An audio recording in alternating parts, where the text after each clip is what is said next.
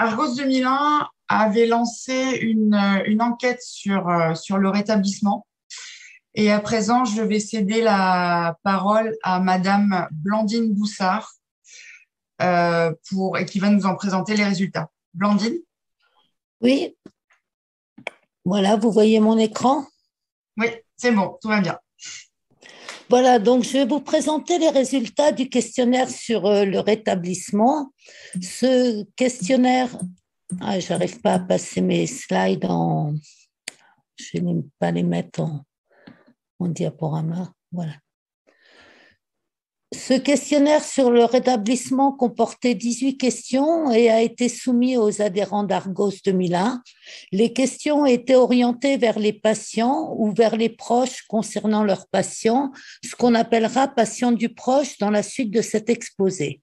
La période de collecte était de 10 jours et nous avons reçu 179 réponses, 101 patients et 78 proches. Merci beaucoup pour votre adhésion à ce questionnaire. Dans un premier temps, je vais vous présenter les caractéristiques des patients et dans un deuxième temps, les résultats sur le rétablissement. Commençons par l'âge des patients. Vous voyez sur ces courbes que les courbes sont différentes. La courbe en orange, c'est la courbe du patient proche et la courbe en bleu, c'est la courbe des patients. La courbe des patients proches montre un pic à 26-30 ans comme classe d'âge, avec une moyenne d'âge de 42 ans, alors que les patients seraient plus âgés, ceux qui ont répondu, avec un pic d'âge à 61-65 ans et une moyenne d'âge à 53 ans. Quand on regarde qui a répondu pour les proches, ce sont une grande majorité de pères et mères et on a reçu 54 questionnaires sur 78. Si on demande aux patients et aux patients des proches quel a été l'âge de la première manifestation de la maladie et du diagnostic de la maladie, on s'aperçoit que l'âge de la première manifestation, les réponses sont homogènes avec un âge moyen de 25 et 26 ans.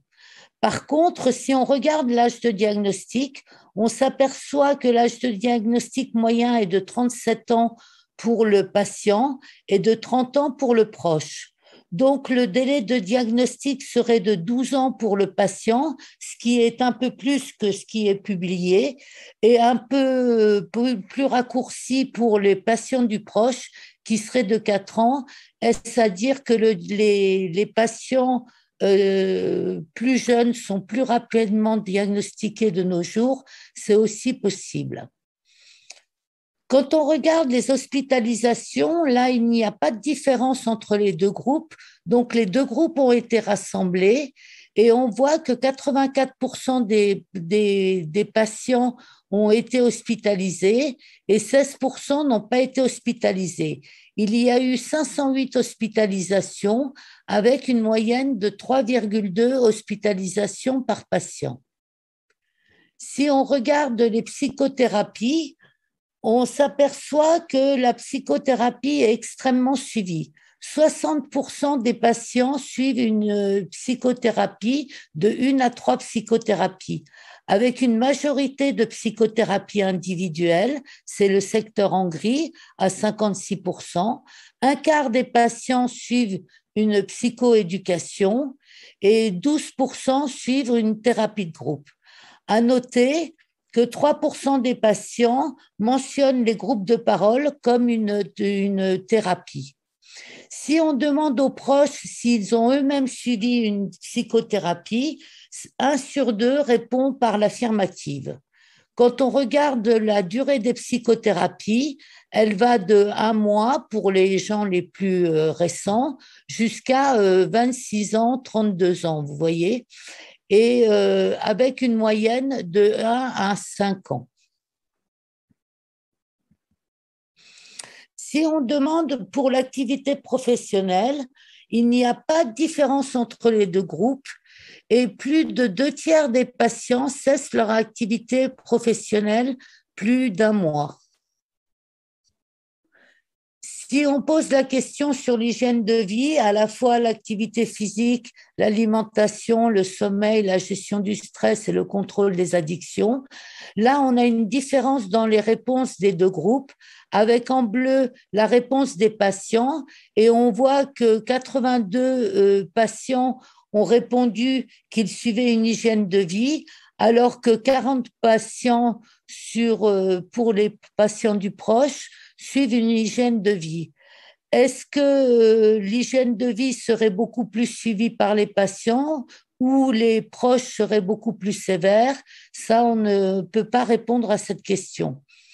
En tout cas, dans l'hygiène de vie, c'est l'activité physique qui est prépondérante et on a quand même 10% de non-réponse des proches.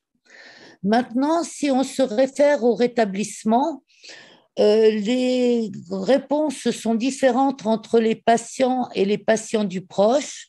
Dans le secteur vert, c'est les patients qui ont répondu oui, je suis rétabli. Et en bleu, c'est en voie de rétablissement. Vous voyez que 70% des patients s'estiment rétablis, alors que les patients du proche, il n'y en a que 1 sur 5 environ, 50%. 30% des patients ne se sentent pas rétablis versus presque 1 sur 2 également pour les patients du proche. À noter que la durée moyenne de rétablissement est d'environ de 5 ans pour les patients et de 2 ans pour les proches. Si on pose la question, votre psychiatre vous considère-t-il comme rétabli? Il y a une bonne cohérence entre le ressenti du patient et son psychiatre. Le patient répond à 56% que son psychiatre le considère comme rétabli et à 37% non. À noter que dans cette question, on a eu beaucoup de non-réponses, 6% pour le patient et quand même 17% pour le proche, le patient du proche. Le patient du proche répond qu'un tiers de son patient est considéré comme rétabli par le psychiatre, alors que quasiment 55% ne le considèrent pas comme rétabli. Maintenant, si on pose la question, quel est le meilleur signe de rétablissement pour vous? On l'a posé aux patients du proche et aux proches. Et c'est ce qui va vous être présenté maintenant. En couleur, c'est ce qui revient le plus souvent. La question était ouverte et en fait, on a groupé les réponses. Pour le patient, la qualité du sommeil est primordiale. L'humeur stable également, des phases moins marquées, moins de rechutes, l'absence de crise et la reprise de l'activité. À 1 degré moindre, la joie de vivre, se sentir bien, le bonheur, l'espoir, mieux gérer ses émotions, un bon suivi de son hygiène de vie et une autonomie. Quand on pose la question au patient du proche, pour le proche, la reprise d'activité et la reprise de la vie sociale est prépondérante, la qualité du sommeil également, le calme, le bien-être, le bonheur, l'absence de phase dépressive et la sortie de dépression, accepter la maladie, prendre du recul, stabiliser son humeur, établir une relation d'échange et de communication, avoir une hygiène de vie avec contrôle des addictions, contrôle des finances et la gestion des émotions. Et quand on pose la question aux proches, quel est pour vous le meilleur signe de votre propre rétablissement? C'est la diminution de l'anxiété, la crainte, l'inquiétude et le stress. C'est se sentir mieux avec un retour d'énergie, un esprit plus libre, ne plus penser, lâcher prise, prendre du recul, établir un rapport de confiance, moins de culpabilité, prendre soin de soi, partir sans souci, stabilité de la relation et de l'apaisement et meilleure compréhension du retour du dialogue. En conclusion, la population est assez représentative de la population atteinte de troubles bipolaires. La voix du proche n'est pas celle du patient. Le proche est peut-être plus sévère dans l'appréciation du parcours du rétablissement. 70% des patients s'estiment rétablis ou en voie de rétablissement. La psychothérapie est globalement très suivie et un des meilleurs signes de rétablissement, c'est la qualité du sommeil pour le patient, la reprise d'une activité professionnelle et sociale pour le patient du proche et la diminution de l'anxiété et de l'inquiétude pour le proche. Je vous remercie pour votre attention.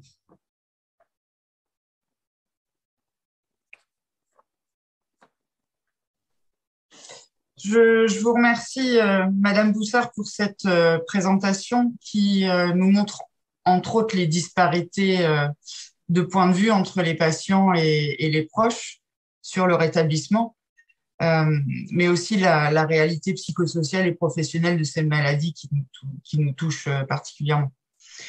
On va retrouver maintenant Dr Seban pour ses commentaires sur les témoignages et les témoignages vidéo et puis l'enquête qu'on vient de voir. Docteur Seban? Oui, mais tout d'abord, merci beaucoup effectivement à ceux qui ont pris la parole, parce qu'on sait que c'est pas évident. Personnes directement concernées, proches, et puis pour ce travail réalisé par Argos 2001 qui est vraiment très intéressant. Quelques points de commentaires, mais au final qui font, je trouve, écho à ce qu'on a commencé à discuter. Alors peut-être d'abord sur les témoignages et les prises de parole vidéo. Bon, il y a quelque chose qui m'a un peu frappé, hein, mais qui a été redit par le professeur Étain. C'est vrai que si je m'exprime en tant que psychiatre, j'ai entendu à 2 reprises qu'il était nécessaire de rencontrer le bon psychiatre, celui ou celle avec qui on pouvait construire une alliance thérapeutique, faire confiance, s'entendre respecter ses choix. Alors c'est vrai que quand je parlais de formation et d'évolution des pratiques, on est bien obligé de se le dire. Il y a 2 points qui ont été abordés. Il y a la question de l'errance un peu diagnostique et du temps que les personnes ont pour recevoir un diagnostic. Donc, il y a un délai d'environ 10 ans qui a été évoqué tout à l'heure.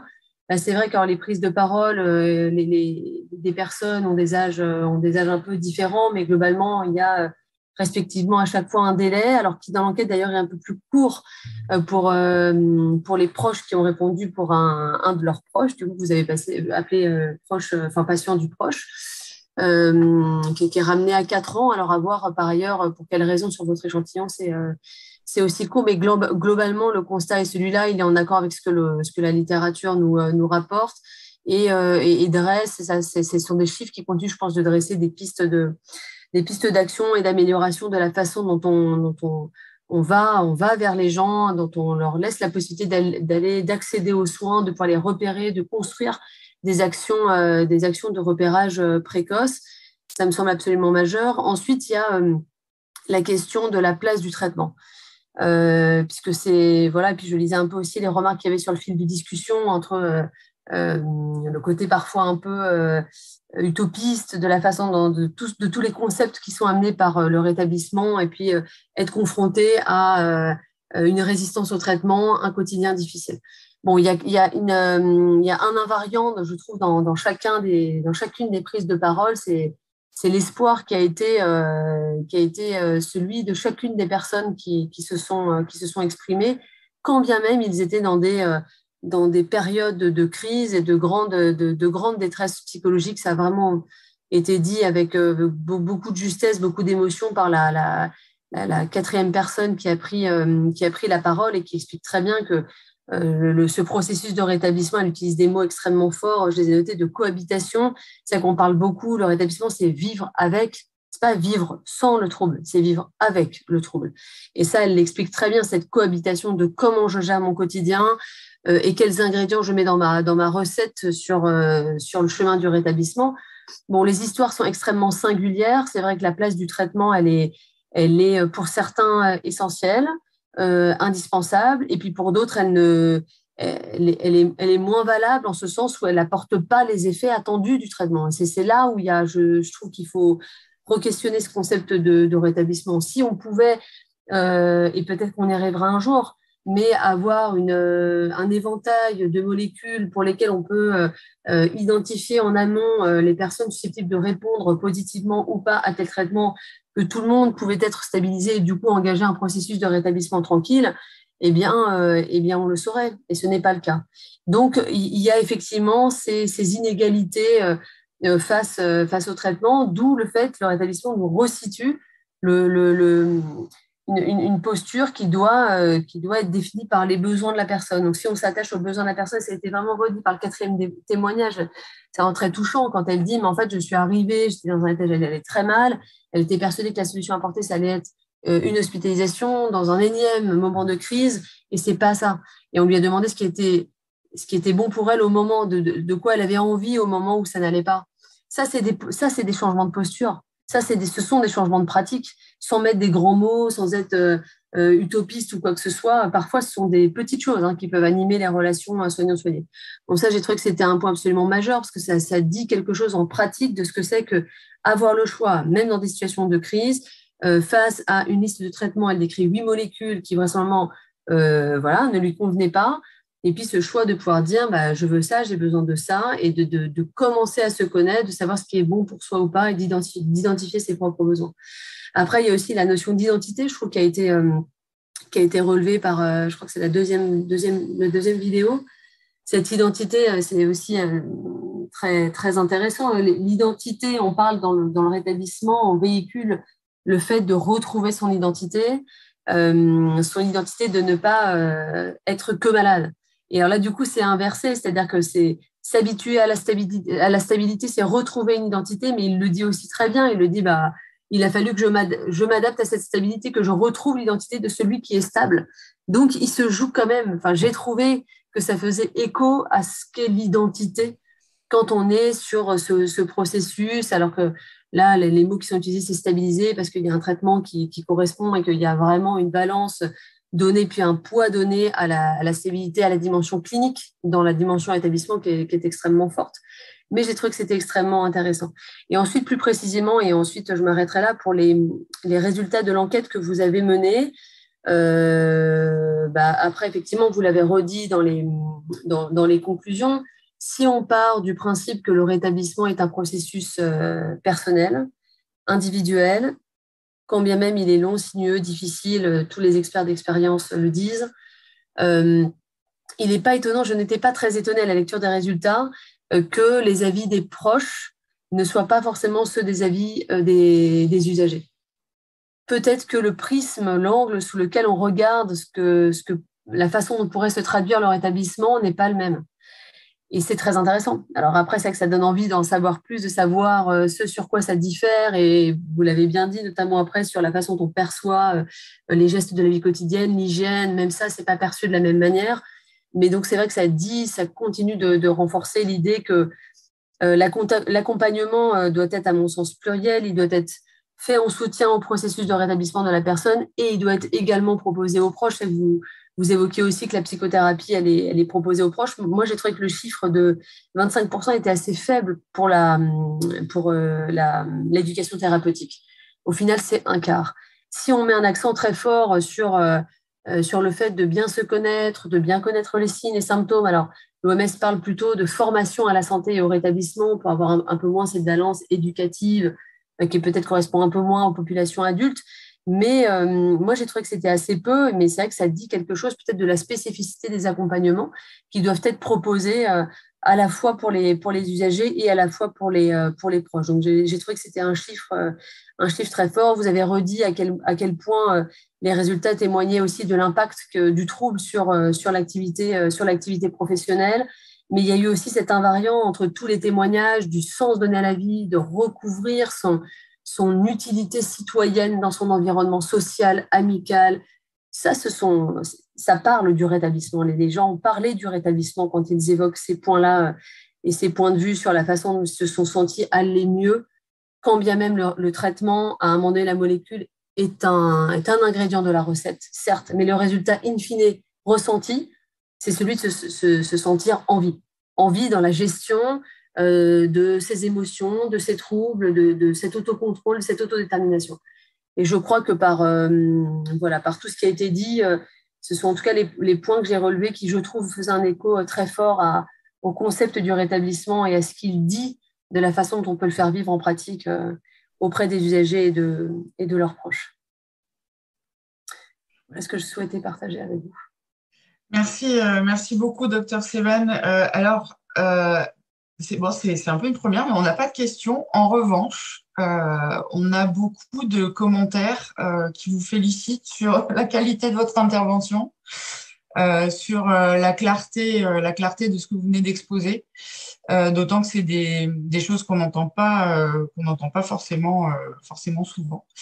On a beaucoup, Blandine Madame Boussard a été félicitée aussi pour l'enquête, et beaucoup de personnes, qu'elles soient proches ou patientes, se retrouvent dans les stats et les réponses qui ont été données. Donc merci à vous. On est vraiment ravis de vous avoir accueillis pour cette journée mondiale 2022, et à très bientôt, j'espère.